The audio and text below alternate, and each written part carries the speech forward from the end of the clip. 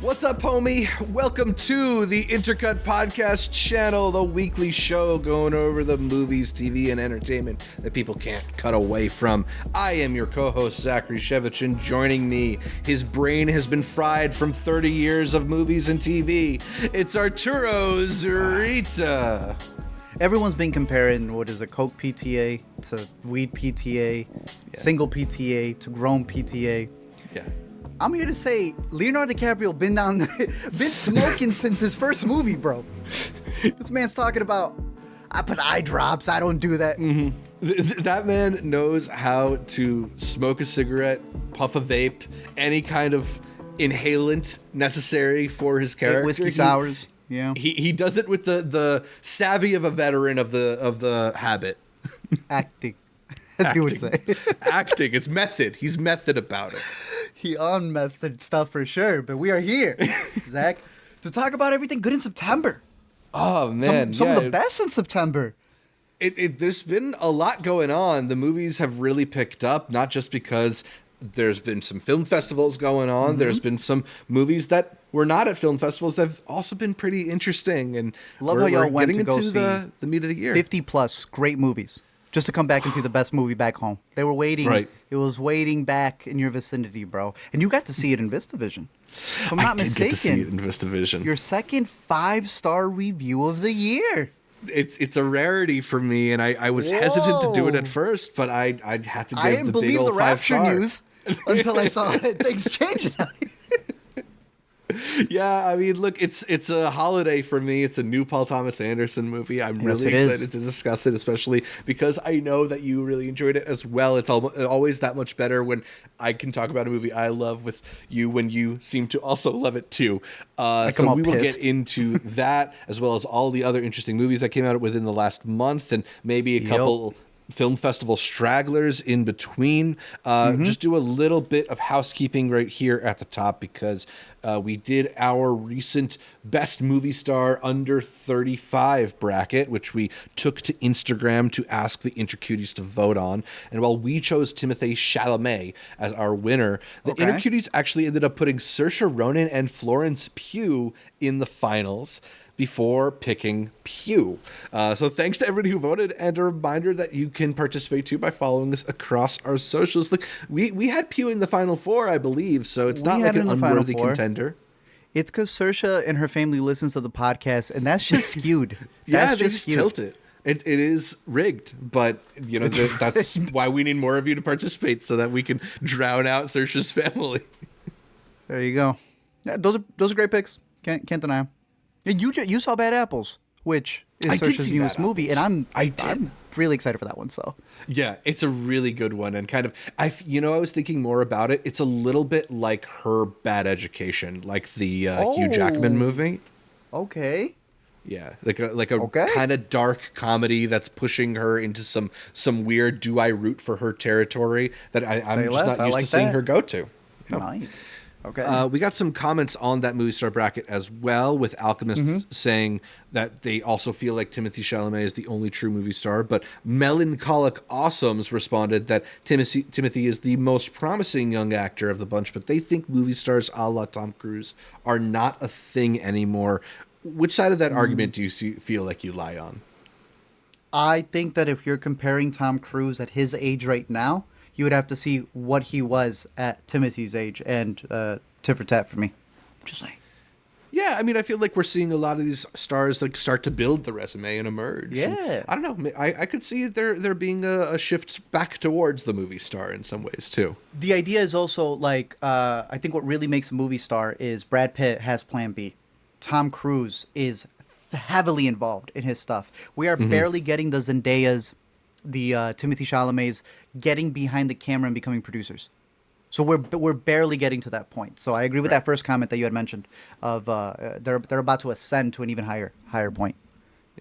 Panajabo said, guys, I don't think you mentioned the upcoming Beatles movies with Paul, Joe, Barry, and Harris Dickinson, who also should have been on the list. That is an interesting factor, although those movies aren't coming out until apparently 2028.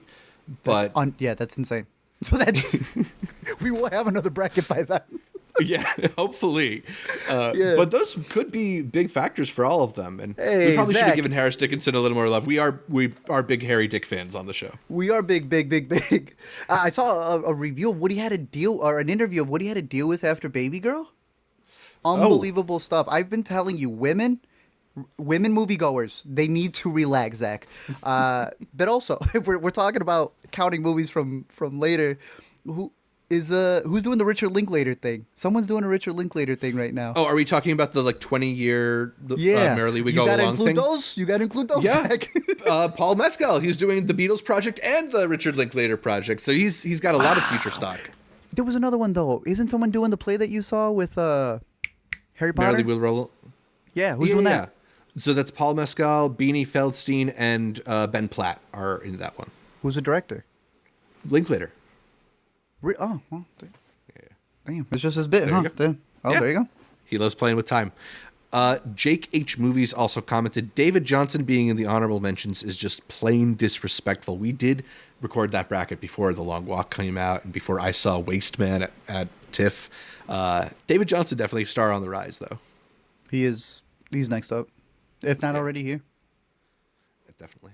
And also thanks to TikTok user Light Film Strip for posting their bracket results. So we love to see people playing along with the brackets. I like that. Nice. Yes. So make sure to check out the bracket on the atzshow.com. Download your own, post your results, and we'll feature them here on the show. In a little bit, we'll talk about what September had to offer as far as film and TV. But first, make sure you're subscribed to the Intercut podcast, either the video podcast, youtube.com/intercutpod, or the audio podcast available on most podcatchers. Also, follow Intercut on social media, whether it's Facebook, Twitter, or Instagram. We are at IntercutPod. That's at IntercutPod, and that is short for podcast. You can also support the show for as little as $3 a month here on YouTube. Three is like a weird. I have to like hold my pinky down. Bro, you are just like me. I can't do this, but at the same time, I can't do this because you know what that means. Right. That's a little bit worse. $3 a month here on YouTube by clicking the join button on our page to become a member, or by going to patreon.com/intercutpod and signing up to join the Intercuties. You get early access to episodes like these and access to an exclusive chat channel on our Discord, as well as an invitation to our monthly Intercutie video calls. Can you do it on your left? I can do it on my left. No, I can't really do it either. I just can barely do it on my right. I think I can do it more easily on my right, but I still not quite there. Damn, I think our parents took Tylenol when they were pregnant. Anyway, you were saying. Thanks to our current patrons, whose names you can see on the screen right now. If you're watching us, our Academy level members are Cademan, Connor, Tushar, Mel, Ricky, Rob, Mark from Tampa, Max, and David. Our producer level members are Josh, Bleepy, and Nick. And also shout out to our newest YouTube members, Danielle and SH. Also, be sure to leave us a 5-star review on Apple Podcasts, because if we get to 250 5-star reviews on Apple, we'll all go take a class together at Sensei Serio's. Maybe even have a couple small beers. A couple Modelos in the front seat? Why not, right? A couple here. Okay, we talked at length about one battle after another. We talked a bit about Splitsville, but let's hit some more things that came out in our monthly wrap-up rapid fire. There were a trio of horror movies. I caught one of them. Let's start off with Him, the latest movie that is actually, written let's by start off with Jordan the worst Peele. one. Let's start off with you the want to worst start one. off with the worst? Yeah. Okay. Yeah, The Strangers Chapter 2. Don't watch it. Continue. Is that your rankings? It's Strangers Chapter 2, Him, and then the other ones we're talking about? Yeah, exactly like that. All That's right, why I wanted to great. make sure I got it. Yeah. Great. Okay, and this movie, Him, if I have Twitter correct, this movie is written by Jordan Peele, directed by Jordan Peele, conceived by Jordan Peele. I think he's in it. Yeah, he's probably in it, right? He's him. an actor, too. This is directed by Justin Tipping. People are barely entering this idea of presented by. And presented bys have always been scummy because that is the idea. It is almost to trick you that it is them behind the camera, but it is not. It is Justin Tipping, as you said. Yeah, and I wish it as wasn't. opposed to Weapons, which would, in an alternate reality would be the movie that Jordan Peele is presenting, this one is a lot less successful.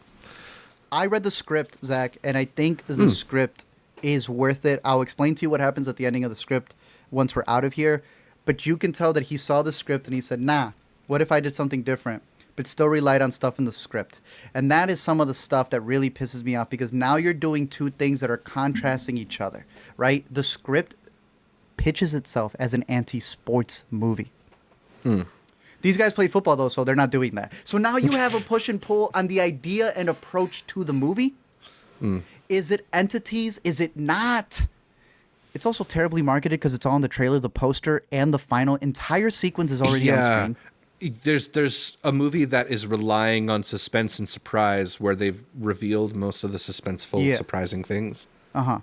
That said, I don't believe it is the worst horror film of the year. That is not it, because there's a lot of things there where it becomes one of the biggest disappointments of the year. And I can understand why people would hate it that much. But it's because there's stuff up there that kind of makes sense. Some things that are corny, some Easter eggs that they're putting here, things that they're trying to say about. The way that he put it was, I don't know if you ever saw Kicks, the director's first film. That put him on the radar. I like that one. Jordan. I have to catch up on that one, but he keeps saying that's about the commodification of shoes. This is about the commodification of athletes.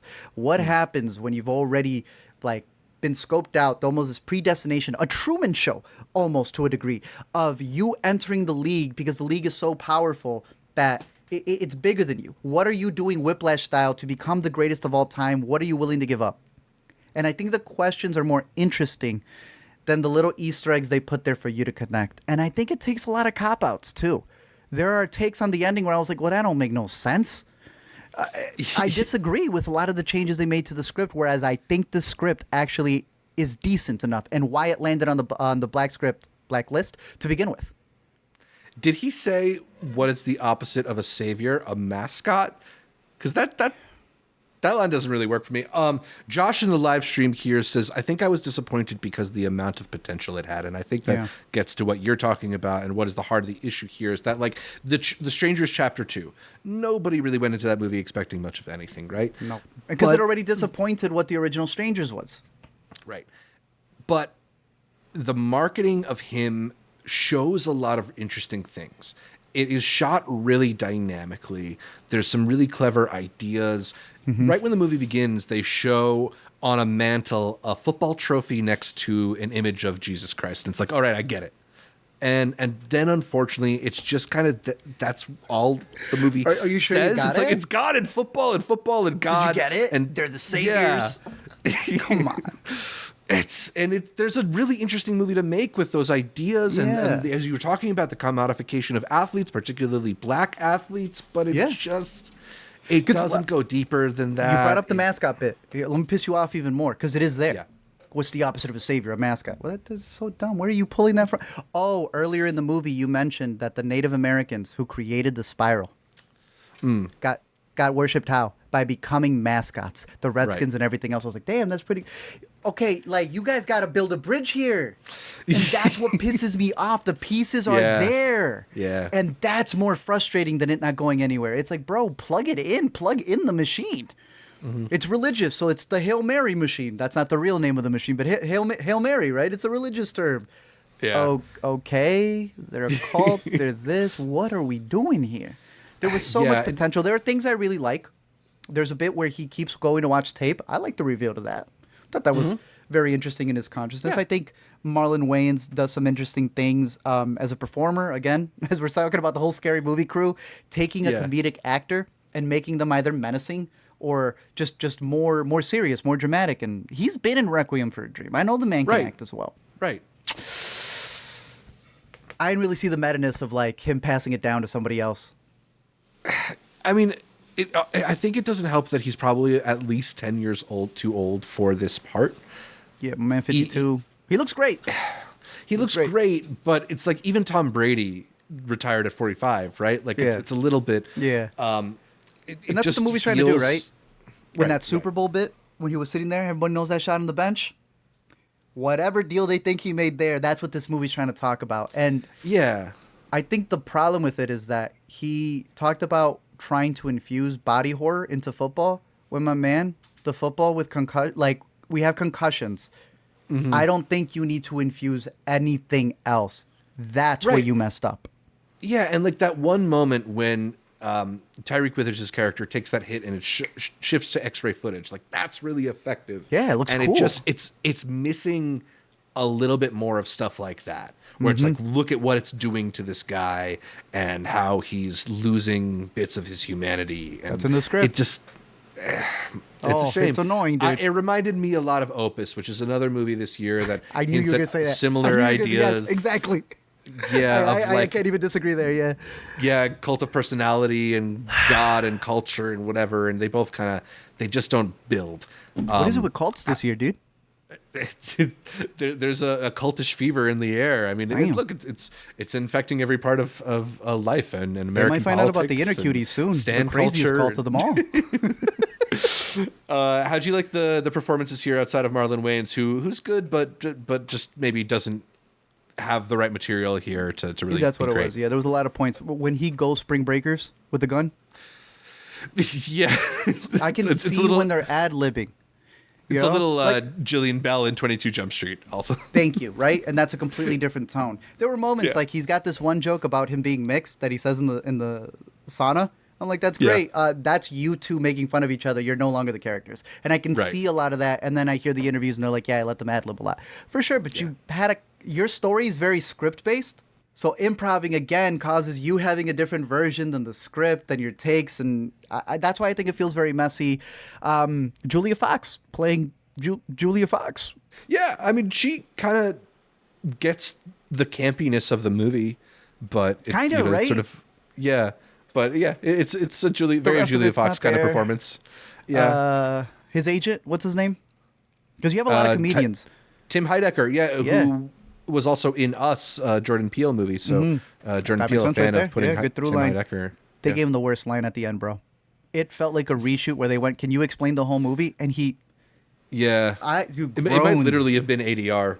Groans in my theater, yeah. From what I recall, it's like the push in. I was like, gotcha, you didn't have the whole set. Just push in, put the cream color to the back, and explain it for the audience. Terrible, bro.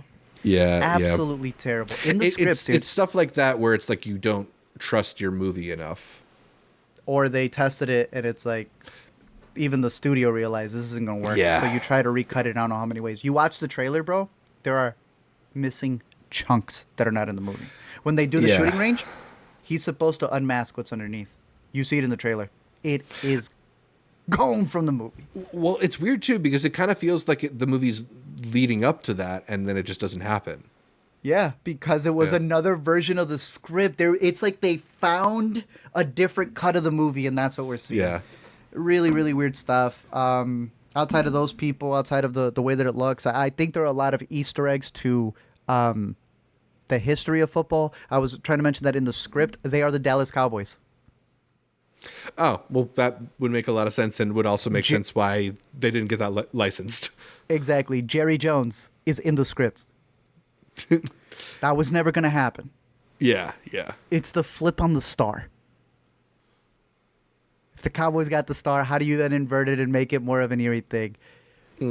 None of that then makes sense. But you see what I mean? They're keeping things. Yeah. And they're like, I guess when I'll turn it Titanic instead of the other thing, I was like, well, no, you got to reimagine the whole thing. Yeah. It is the number one disappointment for me. That's a fact. I think I did say it early on when we were talking about all of our anticipated ones. I had him pretty high. There was so much more potential that could have happened there. I feel really bad because the guy's talking about, like, I can't wait for them to Reddit my movie. No, they read it and they dismissed it, my man. No one's going in there to see. Did you see the text where it said Masonic Drive? Did you see the checkerboard floor, Zach? The Saviors at the beginning when the Super Bowl against the Masons. What about it, though? Yeah. And then you're going to do the press tour. You're going to be like, I don't want to sound like a conspiracy theorist, so I'm just like, we're just like basing it off of other movies. Okay, so then what was the point of this? The script is called GOAT. Oh, was it really? Yeah, it was called GOAT. Makes way more sense, right? Because in order to become the greatest, you're the GOAT. But what gets sacrificed if not a GOAT? See, I get more mad the more I see through lines. Yeah. You would have to sacrifice a GOAT. Zach, you're going to love this. They had to change the name to him because Stephen Curry's GOAT cartoon movie put the copyright. Terrible. You lost to a cartoon. Him was an all right title, though. It just didn't live up. It was decent, yeah. It's just not the movie. Just not the movie. Yeah. Devesh in the comments pointing out there was already a movie called GOAT. Like, there's that Jonas Brother hazing movie, GOAT. from like I remember that. a decade ago. Yeah, that was all right. Yeah, but him's a disappointment. It also has this weird thing where Tierra Whack shows up as a character named Adrian, but they're playing a Tierra Whack song when her character first shows up. It just sort of is this like... You ready? In the beginning, the guy who sells him the merch, he's like, you want to buy these chains? Yeah. That's Guap Dad. Yeah, Guap Dad. And they're playing his song, isn't it? Aren't they? Guap Dad. What? Yeah, like... Why? It's strange, like... meta weird thing taking me out of the movie. Like, why? I don't know why you would do that. I was ready for Marlon Wayans to say hi to him over, we're brothers, and we're going. Give me a high five. I was like, what are we doing here? Great marketing, but for what, bro? It's cool, right? It's decent. They gave these out at AMC. That's dope. That's smart. It's supposed to be like the beginning of the season. Here is your schedule. Yeah. It's the whole schedule for them, too. Oh, damn. It's like a program guide. Yeah. That's dope. They put the money in it, just didn't put it in the script. 2 other horror movies came out in the last month. The Conjuring Last Rites and The Long Walk. Which one was the lesser, which was the scarier of the 2? I don't hate Conjuring Last Rites as much as other people because I truly see it as the farewell, not to the characters, but to the actors. I think if you're watching a lot of the Conjuring movies, what you're really dealing with is you falling in love with their relationship. If you know anything about the real Warrens, I mean, that's another thing. But I think they themselves have become really big movie characters as the Warrens in the Conjuring series. And they keep wanting to set it up as the final farewell before they retire and they kind of make the series. I think they're younger versions, if I'm not mistaken. They have a TV show that they want to do. Half of the movie is a dad drama where his daughter's getting married. And I found it to be a very funny dad. You know, in the era of one battle after another, this is his one battle after another, where the biggest horrors is not the Conjuring stuff that's happening. It's him having to let go of his little girl to a new guy. And the new guy's got to learn, hey, yo, we're kind of in the demonic business. Let's go do one. Over the top, super crazy. Not the worst one. Well, the franchise, I think it's a little bit better than Devil Made Me Do It. But has not touched what I consider to be the highlight, which is Conjuring 1, then Conjuring 2, Conjuring 4, then this last one. Nice. They'll come back eventually. They'll do some crazy games. Yeah. But The Long Walk. Shout out to our the inner cutie Devesh, who worked in the accounting department, I believe, on this movie. For Conjuring? Yeah. Shout out Devesh. All right, he's in the live stream. Yeah. Carry the 6s, bro, because I've seen nothing but 666s for the marketing of this movie. I came out, it was 66 degrees, bro. I got hit with a bunch of 6s when this movie came out. I'm going to talk about it in the LME, but that's fire, bro. Shout out Devesh. Yeah. And then The Long Walk, you liked a little bit more than that one? And I love the book just as much, bro. This is a great story. From the guy who did Hunger Games. So you're getting another dystopian kind of take of like what happens when the world looks at these violent games as a way to boost the economy and whatnot.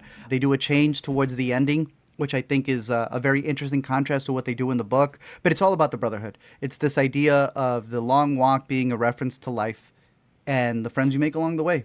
And David is fantastic as he's always been. He mops everyone in the crew. Our boy, even my guy Cooper. Of course he mops Cooper, bro. Cooper's good. Cooper's good. Mm-hmm. And then he has scenes where he's great. David Johnson is a powerhouse from the beginning of the movie when he shakes his damn hand. Who I really want to shout out. Charlie Plummer, really fantastic in the movie as well. Oh, cool. But it's this dude named Tut Nyo. He plays Arthur Baker. I can't wait to see you in the next movie, sir. I think he's going to be in Steve. He was the surprise pick. We already know David Johnson was good.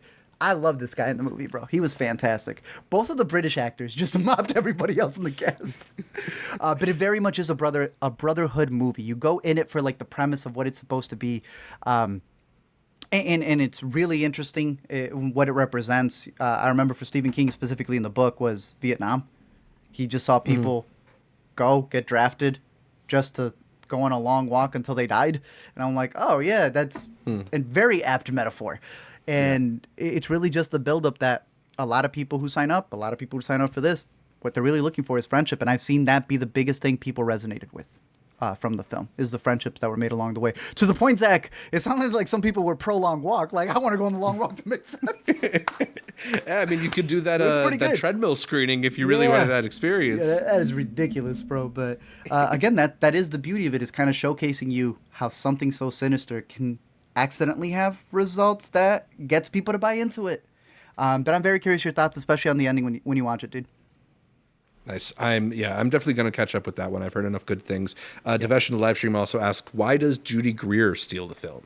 Because she's Judy Greer. There is a behind the scenes, and she's not even in much of it, but there's a behind the scenes with Cooper. Where I'm going to send it to you, where he goes, I love Judy. I'm obsessed with Judy Greer. And it gets me. I've been quoting it so much. Because how do you not have a crush on Judy Greer?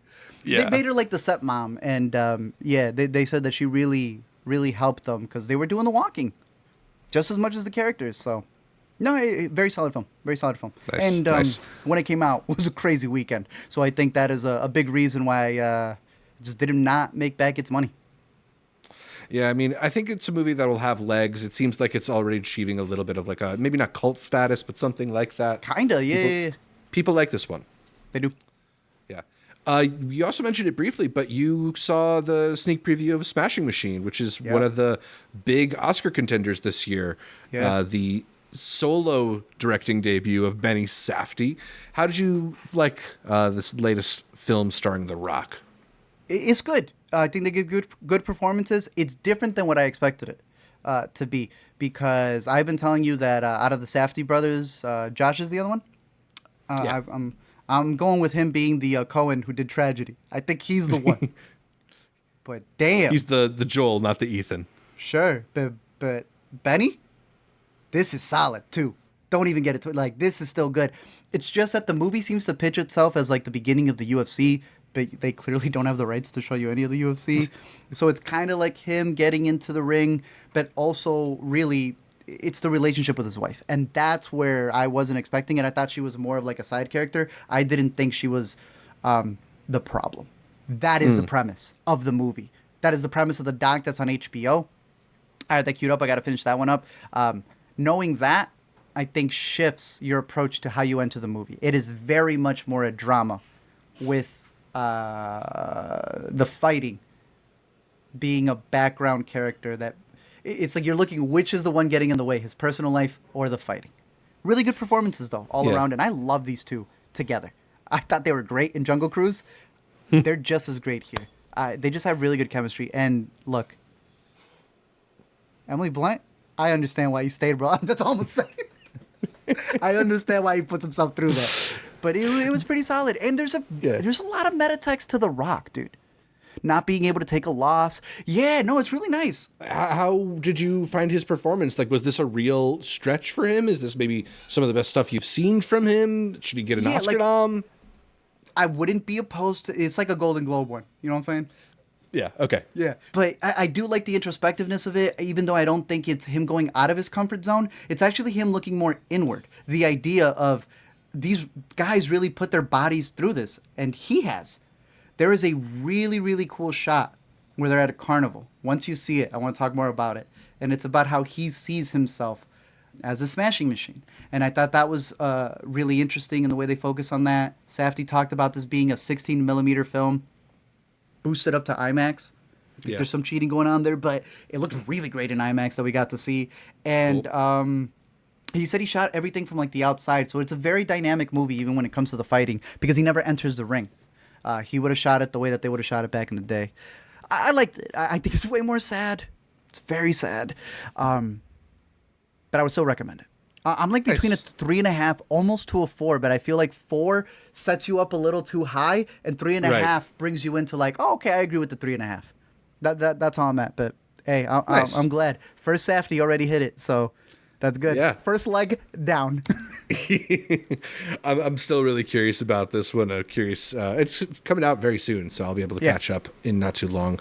Do you want to say much about Black Rabbit? I don't know if I have a whole lot to say. We both watched the first episode of this show, which is the latest from Jason Bateman, not just starring him. He is in the director's chair as well, and in a lot of ways it feels like it's taking on the legacy of Ozark. They look pretty similar. They kind of feel tonally pretty similar. Here, he is brothers with Jude Law, who is a hot restaurateur in New York City. Meanwhile, Jason Bateman's character is a gambler of sorts who has been chased down for various debts, and suddenly he's got them both involved in some extreme danger at the hands of mobsters. There's a lot of plot here that is intriguing. I'm not saying the show is bad. I didn't think it was bad. I just didn't feel like the pilot grabbed me. It didn't have a lot of personality. It was kind of that same thing that I get from Ozark, where it's like, stuff is serious. We're handling these things really seriously. Everybody is at the end of their rope. And this just doesn't have enough flavor in terms of who these characters are, the world that they live in, that makes me eager to return. I think what did it for me was there's a sequence where he goes, "Hey, brother, I need a lot of money." And he goes, "Money? I'm in debt too." And the brother who started asking for money goes like, "Sheesh, fix your finances." Just like you described it. It's like, what are you guys just playing hot potato with this? Yeah. What are we doing? Yeah. I don't know, bro. I just went back to watch Mississippi Grind instead, so keep it at that. Works for me. Yeah, maybe it gets that better. show gets. Let us know. Yeah, let us know. We'll circle back to it, but I'm not eager to watch more of it.